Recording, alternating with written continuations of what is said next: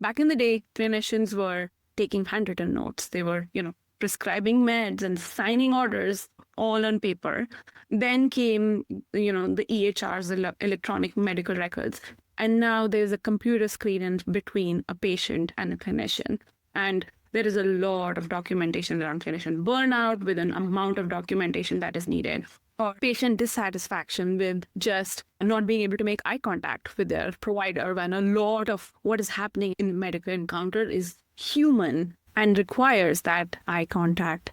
And so this is where there is absolutely a use case for AI. And we talked in the beginning, you mentioned about healthcare data being unstructured. A lot of these notes are, text-based.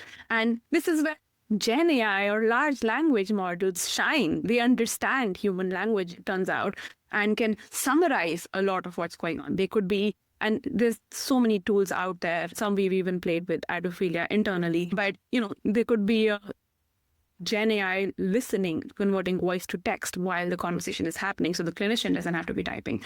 There could be a bot summarizing what happened in that conversation or in a series of conversations and events. It could be that even between visits, the clinician had some questions for the patient, or the patient had questions for the clinician, and so they texted in, or they had a phone call, and there are transcripts that the LLM can read and summarize and make it easier for the clinician to understand what happened, even while they were not in the room. So again, this is where I think, we can use GenAI a lot more than we ever have before to make the lives of clinicians better.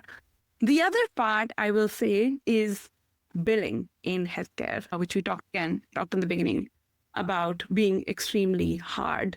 And that's the other very clear place for us to leverage LLMs to get, better RCM software. I think I read recently that there are 8 unicorns in healthcare tech, particularly in AI, and they're all within the RCM or the text summarization domain. That just tells you where the value is.